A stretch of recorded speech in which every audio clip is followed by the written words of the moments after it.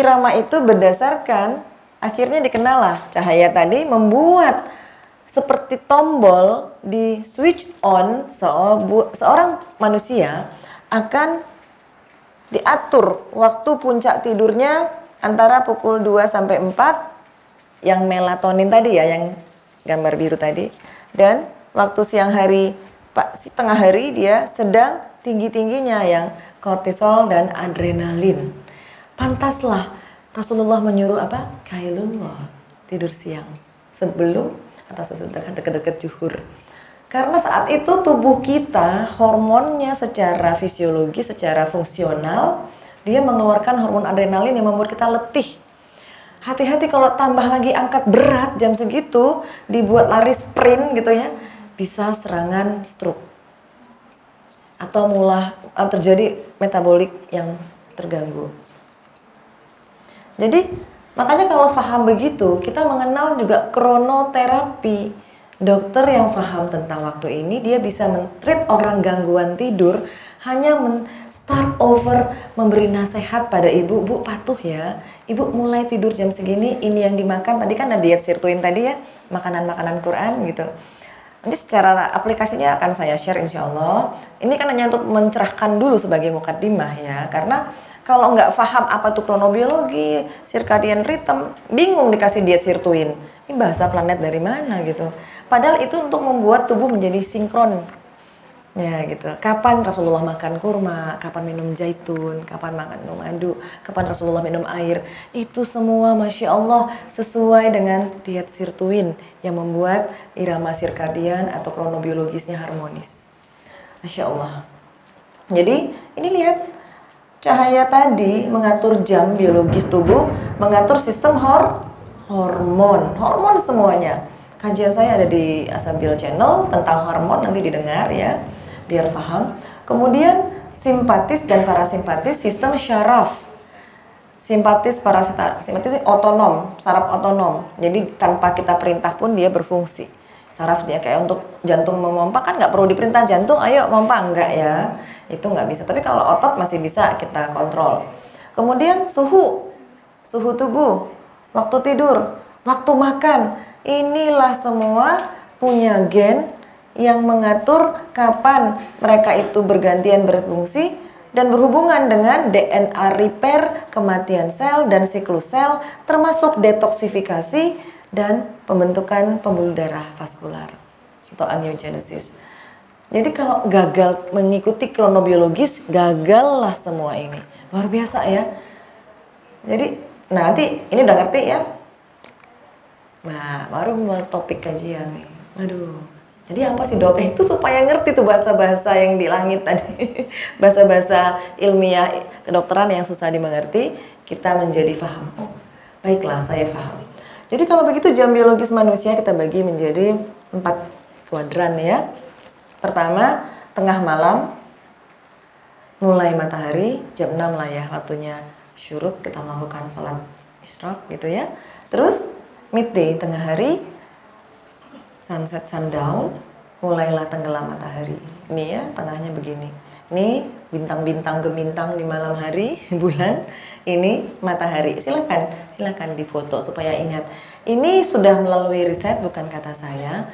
Ini adalah konsep yang ilmiah, saya udah nggak bisa lagi seenak saya untuk menceritakannya. Ini sudah pakem. Mudahnya apa? Ayo, sama-sama kita menghayal dulu, tafakur diri. Pada malam hari, pada jam 6 pagi, 6 pagi lah kita mulai ya. Jadi silahkan difoto, silahkan. Jam 6 pagi yuk, sama-sama, kita nggak usah, kita ngobrol saja. Jam 6 pagi, di sini ada gambar apa itu? Usus, saluran cerna. Jadi kalau gitu saluran cerna, sarapan lah. Atau dulu sebelum kita isi apa? Kalau ibarat tong sampah, sampahnya dibuang baru diisi lagi gitu ya. Jadi kalau ibu nggak mengosongkan perut ibu di pagi hari, perut maksudnya usus ya, usus besar, terus diisi, salah nggak kronobiologisnya? Sepakat salah ya? Oke, kalau begitu ibu bikin list kesalahan kita. Jadi nanti kalau penyakit taubatlah sebelum berobat. Sepakat? Jadi ini saya sama-sama cerita, jadi biar langsung meresep gitu ya, langsung jadi ilmu itu gunanya buat apa? Buat beramal. Amal itu maksudnya beramal ya, berperilaku. untuk diri sendiri ya. Jadi tadi udah sepakat tadi saluran cerna atau GI tract, gastrointestinal tract. Kemudian apalagi yang berikutnya? Lambung ya, sama lah. Sarapan tadi sama-sama. Ini tadi buang dulu baru isi. Jangan terbalik ya. Buang baru isiin, kosong. Kemudian spleen. Spleen ini apa? Limpa. Termasuk proses detoksifikasi ya. Jadi kalau ini limpa ini ibu udah diisi, tetap aja ngunyah sampai jam 10, jam 11. Udah sarapan pagi di rumah gitu, makan kurma 7 biji, sunnahnya ajwa gitu ya. Jam 10, makan bakso yuk gitu. Jangan. Sudah jangan ya, please, limpanya berat. Pernah dengar penyakit splenomegali? Dia kecapean, saya harusnya ngeluarin beberapa sisa dari tadi metabolisme, kok saya disuruh makan bakso atau saya disuruh dia kan udah saatnya deal tadi, usus tadi lambung jam 8 ya, jam 10 udah ibu kerja kan, misalnya aktivitas sekolah ini masih ngunyah keripik atau ngajak bakso. Ayo stop, supaya ibu hidupnya sinkron, harmonis dengan diri sendiri. Apalagi berikutnya, jantung. Nah, udah mulailah, udah makan jam 8, jam 10 letih ngetik di meja kantor atau belajar. Mudah-mudahan nanti sekolah-sekolah Islam mulailah membiasakan murid-muridnya sekitar jam 11 menjelang 12 tidur ya, kailullah di masjid. Ya, tidur. Itu sunnah, Bu, kailullah ya. Terus apa lagi? Karena tidur ini jantung lagi deg-degan banget di sini, cepet nadinya. Deg. Ini riset tadi ya. Karena puncak hormon dari adrenal dan kortisol tadi siang hari. Makanya Rasulullah suruh umatnya istirahatlah dengan kailullah. Gak harus tidur sampai zuhur, enggak. 1 jam cukup lah gitu ya. Di masjid enak kalau ada dingin-dingin kipas angin. Terus, nah mulailah ini penyerapan lagi ya setelah jam 12, jam 1, jam 2. Apa yang disuruh tadi? Biasanya kita habitnya makan ya. Makan, habis sholat gitu. Silahkan, memang ini fungsinya usus lagi menyerap. Ngerti ya? Boleh, oke. Tolerable makan siang. Berikutnya, nih. Jadi orang yang pipis-pipis pagi, oke kalau minumnya banyak nih pipis-pipis. Tapi dari jam 9, jam 8, jam 10 sampai jam 2 kencing mulu, ada yang salah. Ya, kalau minumnya segalon iya, maksud saya secara normal kan kita minum 2 liter minimal ya. Tapi ibu kencingnya pagi jam 9 sampai jam 11, ada yang salah di situ. Karena buang air itu mulai mulai sore tadi, jam 4 waktu badah asar. Dan inilah ginjal sedang fungsinya meningkat yang disebut laju filtrasi rate ya, misalnya glomerulus filtration rate GFR, berapa cc per jam, 120 cc per jam, mililiter urin keluar lewat urin gitu ya. Proses pengeluaran urin juga termasuk detoksifikasi ya, ekskresi, sistem ekskresi. Sama tadi jam 10, Masya Allah ya, ketika kita isi, Allah keluarkan jam 10 spleen membantu.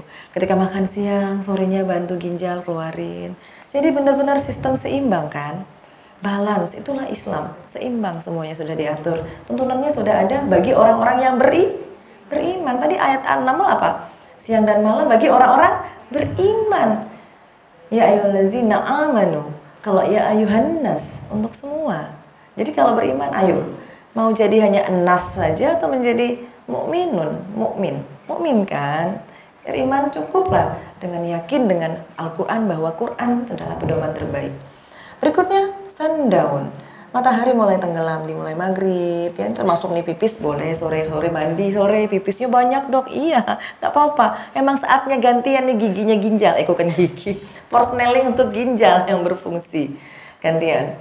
Berikutnya malam hari mulai sirkulasi mulai ya ke seluruh nih. Nah ini nih hati-hati banget nih, triple burner, pembakaran semua proses-proses detoksifikasi, tambah ngunyah lagi malam di atas jam 8. Nah, sampai malam ngunyah tuh jadi batu empedu deh, gallbladder. Jadi orang-orang batu empedu coba deh tanyain, ibu suka makan malam ya? Makannya apa? Itu lemak gitu kan? Kan perlemakan terganggu ya di batu empedu ya. Jadi orang batu empedu kalau ditanya malam harusnya dia istirahat makan. Jadi susah ya. Inilah jadwal jam kerja organ tubuh kita. Nabi SAW mendoakan umatnya di pagi hari. Semoga sebagai waktu yang penuh keberkahan. Ya Allah, berkahilah umatku di waktu paginya. Hadis sahih dari riwayat Abu Dawud nomor 2606. Rasulullah berdoa memberkahi pagi hari kita. Jadi kalau udah didoain ngorok banyak tidur gitu ya sampai ngacai gitu ngences gitu. Kalau pokoknya ibu hamil lagi Allah gitu. Didoain Rasulullah, Bu, bangun please gitu. Jadi itu didoain berarti kan Rasulullah sedang membela umatnya. Jemput dengan cara kita beraktivitas sesuai dengan tuntunan tadi. Baik itu kita mau waktu duha ngapain pagi-pagi? Sholat duha ya kan? Bukankah sedekah sholat duha untuk sendi ya? Bahkan 4 rakaat hadis sahihnya mengatakan apa yang kita minta hari itu Allah mudahkan, kabulkan. 4 rakaat, apalagi 12 rakaat. Ya Allah, benarlah Islam punya tuntunan-tuntunan. Walaupun sunnah, tapi kan memperberat amal ya Bu ya. Jadi ya sibuk di kantor silahkan bekerja. Memang disuruh siang hari bekerja mencari nafkah atau beraktivitas. Tapi jangan lupakan sunnah. Masa misalnya 2 rakaat tak mampu, 4 rakaat, ya buru-buru. Padahal apa? Wal asri itu kita kadang-kadang niat supaya sholatnya cepat ya. Padahal wal asri itu begitu bermaknanya tentang waktu. Kadang-kadang ya Allah, astagfirullah, waktu mau sholat cepet-cepet nih, jangan rapat sama si bos. Wal asri aja dalam hati udah niat begitu, karena pendek. Padahal wal asri demi masa. Astagfirullah, jangan ya Bu, nanti bacanya surat Yasin. Menebus kesalahan yang dulu. Ya, apalagi tentang waktu. Tadi sebelum pagi ada nih waktu aurat. Pernah dengar waktu aurat? Nggak tahu ya, ini surat An-Nur Bu, Quran ayat 58. Bahkan surat An-Nur aja kalau dibahas asbabun nuzul segala itu luar biasa. Hai orang-orang yang beriman, beriman lagi yang Allah seru. Ya ayyuhallazina amanu, bukan ya ayyuhan nas. Jadi bangga ya Bu jadi orang beriman. Kalau ibu nggak melaksanakan berarti kita belum beriman. Astagfirullah, jangan sampai ya. Hai orang-orang beriman, hendaklah budak-budak ataupun lelaki dan wanita yang kamu miliki, yang mungkin istri, bukan mungkin ya, istri atau suami kita yang memiliki orang anak yang belum baligh di antara kamu meminta izin kepada kamu 3 kali dalam 1 hari, yaitu jadi maksudnya ini waktu berhubungan gitu ya, waktu private antara pasangan yang terikat dalam pernikahan tentunya. Jadi kalau kita ingin masuk dalam kamar, waktu berhubungan dengan suami, itu ada waktu-waktu utama. Dalam Islam pun diajarkan, Masya Allah. Nikmat mana lagi yang didustakan, gitu ya. Pertama, sebelum sholat subuh. Bahkan ada 1 tips prahamil, kalau ingin hamil, ikuti. Kan kalau kita ingin bermunajat sesuatu, kita kan mohon kepada Allah kan. Kalau kira-kira kita melakukan perintah Allah, Allah pasti senang. Allah pasti jatuh cinta kepada hambanya. Kalau Allah sudah jatuh cinta kepada hambanya, maka apa? Dengan matanya aku melihat, kata Allah. Hadis qudsi ya Bu ya. Dengan tangannya aku memegang berjalan. Terus kalau Allah sudah cinta kepada hambanya, pastilah semua dikabulkan. Insya Allah. Jadi ayo, kalau nanti sudah tahu waktu aurat, kita hargai waktu. Ini kan kronobiologi juga, ilmu yang berhubungan dengan waktu. Berhubunganlah dengan suami sebelum sholat subuh. Sehingga kita mandinya, mau nggak mau mandi junubnya harus sebelum subuh.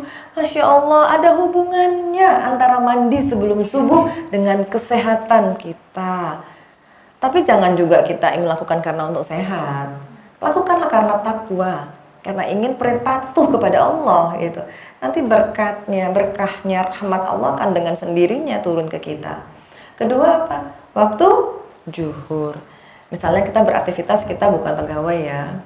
Ya, sebagai pegawai juga harus taat kepada atasan, kepada amanah profesi yang diberikan. Misalnya kita pengusaha, kan nggak perlu bekerja, kan aset yang berjalan kalau pengusaha ya. Sambil kailullah, nggak apa-apa. Waktu aurat dengan suami ya. Sebelum, apa tadi? Sesudah zuhur gitu ya. Dan sesudah sholat isya. Itulah 3 waktu aurat bagi kamu, tidak ada dosa atasmu dan tidak pula mereka selain dari 3 waktu itu. Ayo manfaatkan ini waktu kita private bersama pasangan. Jadi kalau begitu 3 kali dong dok? Ya enggak lah, pilih salah satu ya. Ini maksudnya usulan, mana yang mau dipilih 3 kali monggo silahkan. Tapi sesuaikan. Nah yang mana satu? Karena inilah waktu terbaik. Jadi kalau gitu dok, asar gimana dok? Karena tuntunannya bukan asar, jangan lakukan. Paham? Karena apa? Asar kan waktunya mengeluarkan urin kan? Kalau laki-laki masa sih waktunya harus pipis, dia harus private dengan istrinya, ini berhubungan dengan istrinya, kasihan, fungsinya salah. Ya, paham ya? Nanti kalau suaminya ngajak nolak sore-sore, nggak boleh juga. Maksud saya, ini pencerahan bahwa kita dalam Islam punya waktu aurat. Tahu kan ya? Udah mengamalkan? Belum, yang belum menikah pasti belum. Kemudian pagi nih, kita bahas detil-detil. Jam 5. Tubuh menghasilkan hormon penting, memperbaiki jaringan sel, memperkuat tulang. Kondisi maksimal ini tubuh ya ini maksimal hormon melatonin. Jadi subuh hari itu, ini yang paling saya merah-merahin ya. Pada subuh hari mendapatkan udara segar. Jadi ingat Bu, oksigen yang paling baik udara segar kan belum terpapar dengan polusi ya. Motor, mobil, pabrik belum nyala kan? Keluar rumah subuh hari. Jadi hadis yang mengatakan sholat subuh ke masjid ya bagi para ikhwan, lakukan dengan kita jalan ke masjid menghirup udara kan, dan ternyata itu udara terbaik ya, udara segar baik untuk pernafasan, berpengaruh terhadap semangat untuk beraktivitas dan melancarkan peredaran darah karena udara segar kayak oksigen. Dan inilah kayak oksigen, lancar alirannya, sampailah ke seluruh bagian tubuh. Udahlah kita berhubungan dengan suami tadi sebelum subuh, mandi pagi, sholat subuh, jalan berdua bergandengan tangan sama suami, menghirup udara segar, oksigen masuk, aliran darah makin lancar. Nggak ada, yakin saya tidak akan ada yang migrain Ibu. Migrain atau sakit kepala, headache, itu gara-gara apa? Sesuatu yang nyeri karena kurang oksigen Bu. Jangankan kepala, jari Ibu ikat deh sekarang pakai karet, kenceng-kenceng sampai biru. Disebut hipoksia. Sakit nggak? Atau Ibu saya cubit deh. Gitu. Kalau dicubit kan pembuluh darahnya terjepit ya, sakit kan? Sesuatu yang nyeri itu diawali dengan ketidakada aliran oksigen. Jadi kalau nggak sampai ke kepala, sakit kepala terus sampai detik ini sakit, Bu, ada tipsnya, obatnya. Apa? Obatnya ini ya? Misalnya kan kalau sakit kepala ingat ini. Bukan, Islam sudah mengajarkan. Bu, berhubungan sama suami sebelum subuh. Mandi Bu, lalu jalan kaki berdua ke masjid gitu. Ibu yakin deh. Dengan begitu sistem tubuhnya akan harmonis, sinergis ya. Untuk aliran darah dan paru-paru tadi. Kemudian berlanjut. Jam 7. Jam 7 itu apa yang terjadi? Hormon antiinflamasi, anti radang berada pada tingkat paling rendah. Saya lupa nih. Ada satu penelitian terbaru juga dekade terakhir tahun 90-an bahwa orang yang terjaga di pagi hari pada saat-saat subuh ini ya, satu zat dalam tubuhnya nitrit oksida NO itu keluar secara optimal asalkan orangnya terjaga. Jadi kalau dia keluar, apa yang terjadi? NO itu membuat suatu fleksibilitas dari seluruh pembuluh darah vaskuler. Jadi rigiditas, kekakuan dari pembuluh darah juga salah satu ya dari berbagai gaya hidup yang salah penyebab terjadinya hipertensi. Kalau dia lemah lembut, ada yang nyumbat atau kaku, kira-kira aliran darah itu bakal kenceng nggak? Enggak, dia lentur. Ya, jadi nitrit oxide tadi keluar asal dia bangun pagi. Masya Allah, udahlah bangun pagi, aktivitas, nitrit oksidanya banyak, pembuluh darahnya tidak kaku, kelak kita ketika usia sudah mulai lanjut terhindar dari penyakit hipertensi. Survei lagi nih bisa jadi penelitian, orang-orang yang bangun pagi tidak ada satupun yang menderita hipertensi. Masya Allah. Bukan untuk membuktikan, tapi menguatkan iman sebagai orang-orang yang ulul albab.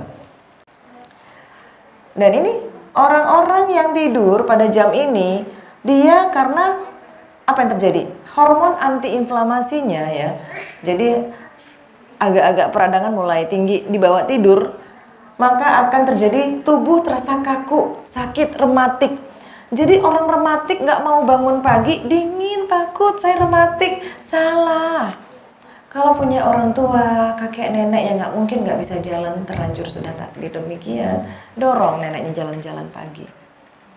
Ya, dia harus keluar ngelihat matahari dengan matanya. Bukan hanya dari jendela, bawa keluar. Supaya apa? Jangan ada kaku-kaku lagi sendi-sendinya.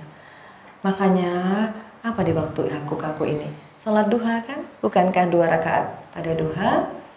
Makan sedekah sendi. Benarlah pada pagi jam 7, kurang lebih ya jam 6 dan 7, antiinflamasi pada sendi muskulus ya, otot itu mulai tinggi, jadi dipakailah kita bergerak. Gitu. Oke, berikutnya. Energi akan mengalir dalam tubuh secara paralel dengan pergerakan matahari, bahwa waktu makan kita perlu disesuaikan dengan itu. Tadi kan sepakat jam 7 tadi buang air dulu ya, dikosongin isi perut. Berikutnya jam 8 sarapan misalnya. Adalah waktu perut, waktunya lambung tadi kan sama usus besar. Ya, kemudian makan siang, boleh siang hari tadi berpusat pada pankreas dan limpa. Nah, jadi hati-hati Bu. Jadi waktunya perut ketika hidangan terbesar di pagi, di hari itu sebaiknya dikonsumsi jam 7 dan 9. Ini maaf saya salah, harusnya ini ke bawah ya. Tapi nggak apa-apa ya, ini kan ada koma ya. Jam 9 dan 11 saatnya pasah pada pankreas dan limpa. Diabetes gangguan di mana Bu? Pankreas, diabetes mellitus type 2 ya, pankreas. Jadi Ibu lanjut makannya jam 7 sampai jam 11, ngunyah terus. Bu, jangan ya, kasihan. Waktunya pankreas dan limpa untuk mengeluarkan sisa metabolisme, berfungsi dia. Jangan bebani lagi lambung sama usus ngunyah. Itu sebenarnya adalah awal dari ketidaktahuan ilmu ini. Inilah luar biasa kalau tahu ini. Semua ummahat yang hadir menjadi edukator, nggak jauh-jauh buat suaminya, buat ibunya, buat tetangganya, nanti buat pengajian RT RW. Saya ini berharap bukan hanya ngasih ilmu untuk keluar kiri, masuk kiri kupingnya, keluar sebelah kanan. Kalau bisa dibuat kelas pakai batch 1. Jadi ini level batch 1 yang level elementary tentang kronobiologi. Nanti kita punya level advance. Jadi akan menjadi penyuluh. Apakah penyuluh itu harus orang yang berpendidikan formal berijazah? Tidak. Karena penyuluh terbaik adalah ibu. Pendidik terbaik dalam rumahnya. Kalau setiap ibu sebagai madrasatul ulanya sudah siap dengan hal-hal ya tematik ya, nggak semua ilmu kita langsung selesai hari ini, sudah advance levelnya, nggak akan ada suami yang salah jalan. Ya, ibu sudah menjadi madrasah di rumah. Itu gunanya kita. Berikutnya apalagi? Jam 11.13 waktunya jantung tadi kailullah. Ya Allah, betapa Rasulullah begitu sayangnya kepada kita. Kita mengabaikan sunnahnya. Jadi sunnah-sunnah Rasulullah yang sifatnya akidah, fikih itu banyak. Kita ambil bagian sunnah yang kita praktekkan beramal direct langsung ke tubuh. Ya. Jadi yang kalau sifatnya jauh untuk bagaimana muamalah syariah itulah urusan di luar rumah ya. Ini adalah sesuatu sunnah yang sebenarnya melekat pada kronobiologi kita sebagai human, sebagai manusia. Ini baru jam 1 nih bahasan kita, belum nanti jam 4 tambah banget ya. Tapi ngerti ya, saya nyampaikannya nangkep ya. Nah, saya bukan orang yang ilmu, ini kan dari Allah. Allah turunkan ke saya sebagai saya mentadaburnya sebagai seorang dokter untuk saya bisa menyampaikannya dengan mudah. Supaya bukan hanya dicatat, tapi tanpa ibu mencatat pun ibu sudah bisa praktek mulai besok. Ya baik, benarlah waktu pagi itu Rasulullah menurunkan menyebutkan hadis sahihnya dalam hadis riwayat Bukhari, Rasulullah SAW bersabda, barang siapa setiap pagi mengkonsumsi 7 butir kurma ajwa, maka pada hari itu akan terhindar dari racun dan sihir. Abaikan racun dan sihirnya, karena kita nggak tahu bagaimana ilmu tentang hadis ya, tapi ikuti saja. Kalau orang beriman kan nggak perlu bukti kan. Kita beriman kiblat ke arah sana Ka'bah, ya sujud saja ke sana, nggak perlu nampak Allah untuk bersujud, ya kan? Itu iman. Kalau sudah perintah makan kurma pagi hari, dok harus ajwa. Allahu alam. Kalau emang ajwa ada rezeki lebih, beli ajwa. Sunnahnya ajwa. Tadi kan sepakat bahwa makan pagi tadi apa? Jam pagi jam 7 breakfast. Makanya penting. Jadi Bu, ibu tuh bisa juga meringankan pekerjaan ibu sebagai ibu rumah tangga yang mau berangkat. Nggak perlu masak ya Bu, goreng telur mata sapi. Terus diskusikan sama suami, ayah, abi, ibu benar-benar ingin keluarga kita sesuai sunnah. Jadi ibu, ini siapkan 7 kuti aku ajwa. Ayah 7, anaknya 2, 7, ibu 7. Kurma ajwa. Apakah habis sekilo? Enggak, saya pikir paling seperempat ya. Sempat kilo lumayan kalau 300.000, 75.000 berempat. Wajar enggak sih Bu? Udahlah sehat, sesuai dengan sunnah, pahalanya berlimpah. Allahu Akbar. Kita ini sakit Bu, karena hidup jauh dari tuntunan. Jadi saya tuh sebagai dokter nggak rela kalau hidup saya tidur saya nggak nyenyak kalau ngobatin orang sakit. Saya bahagia kalau sebagai dokter bisa mencegah saudara saya ada sakit dengan ilmu yang sebenarnya dari ibu sendiri, self healing. Allah sudah menciptakan tubuh kita sempurna. Surat Atin ya, manusia diciptakan sebaik-baik bentuk. Kita kurang ilmu, jahiliyah, akhirnya sakit. Terus salahin takdir, dok saya begini. Nggak mungkin Allah jolim. Kalau sudah semua perasaan hati kita tuh Rahman, Rahim, nggak ada nyalah-nyalahkan takdir.